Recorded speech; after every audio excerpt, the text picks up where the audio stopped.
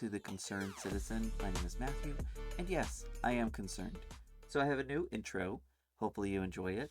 Not too distracting, right? You're like, wow, I saw the intro and I thought I was going to get something else, and I got you. So a few things have recently come into light, and I just want to talk about them as like, I saw lots of people, talking about, hey, we're really concerned about prices, and, Trump has not followed through on his promise, right? Well, even if Trump follows through, I think we have to be very careful. And we haven't gotten to that discussion point yet because prices are still high. I saw eggs did go down by $1 in Walmart. It was like $5.97. Now it's $4.97. And gasoline over here is showing that it's going down as well.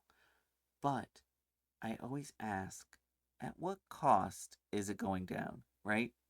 We see that the Doge department, right? Department of Government Efficiency is cutting jobs and cutting expenditures, and you see many other corporations doing that as well.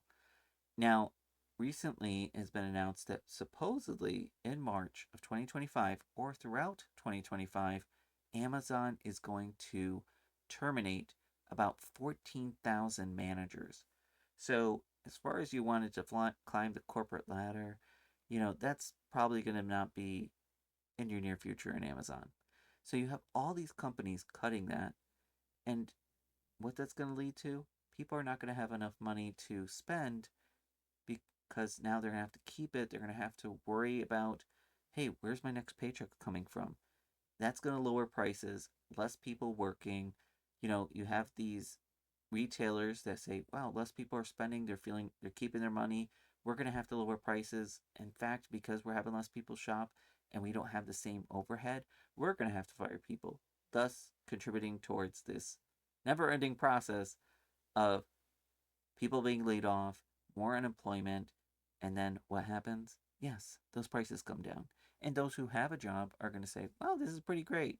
And you're like, well, one thing that sucks is that my, annual increase and bonuses suck ass, you know, but hey, at least things are cheaper. But I always think about other people, like who else is suffering? There's somebody out of work here, probably a sick mother, a sick, you know, employee or former employee, just six individuals in general. So that is really concerning. And not only that, people who can't afford the roof over their head to support themselves or their children can't afford to buy groceries. So that's the thing that I worry about anytime I'm like, wait, okay, grocery prices are going down, but what cost? And that's the thing that really matters to me. So I know a lot of people are probably going to go like, well, guess what, Matthew, prices are down. Anything that Trump does and the Republicans do is with a cost. One, they want to benefit the rich, and hey, we'll give you lower prices, but a lot of you are going to be fired and not have work or have less income coming in. So, is that worth it? I think the other thing that I just want to talk about here is the fact of overtime pay.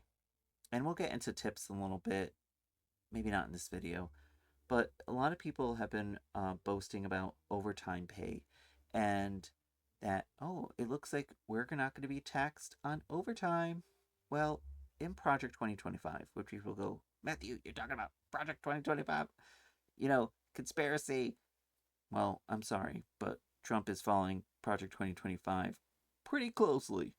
And let's not also forget, like, these investigations and things that come out. I think about the auto pen signature, and all of this comes out of an offshoot of the Heritage Foundation, which is associated with Project 2025.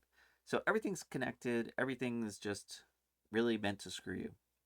So I have this little article here of in regards to what Project 2025 proposes.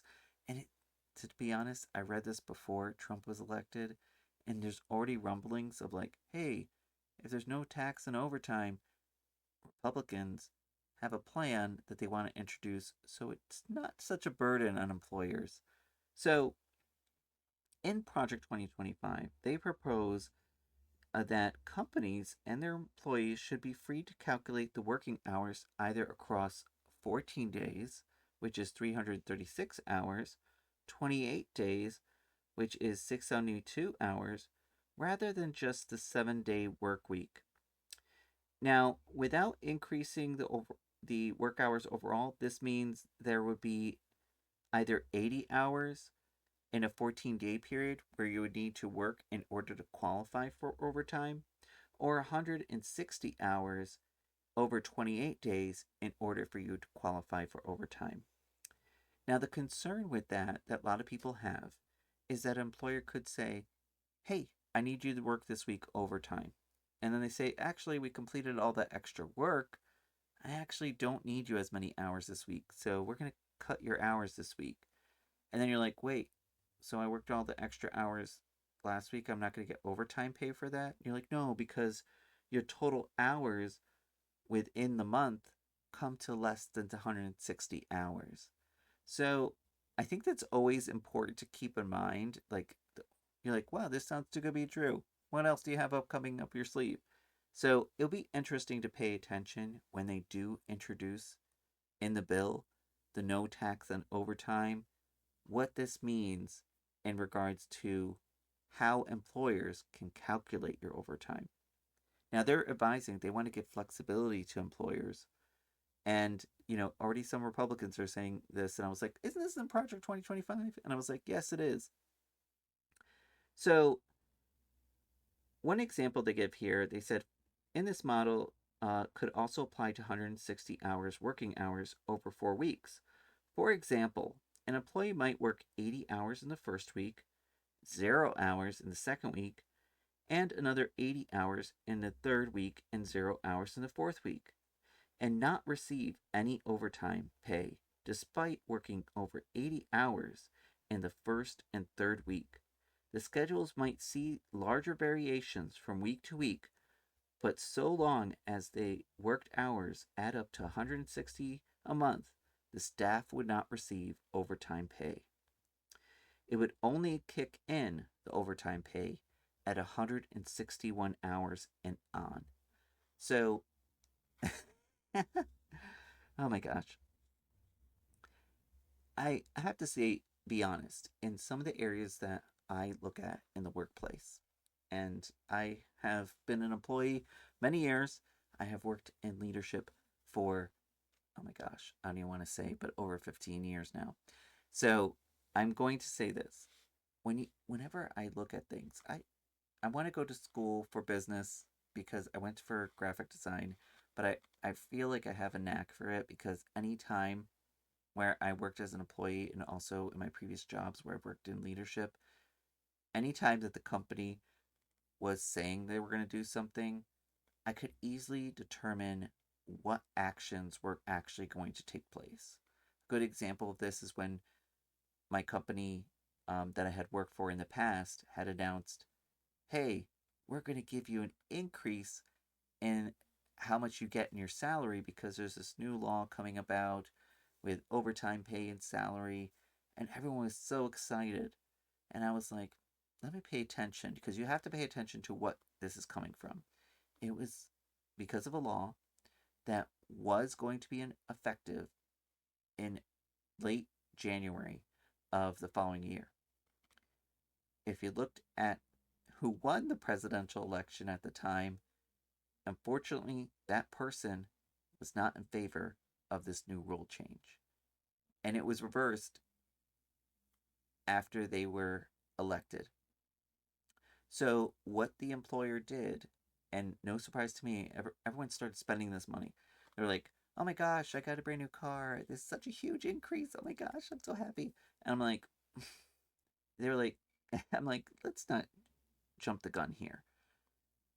And not that I wanted to burst anyone's bubble, but in business, if I haven't paid you that amount yet, I can easily have a conversation with you to say, things have changed, the rules have changed.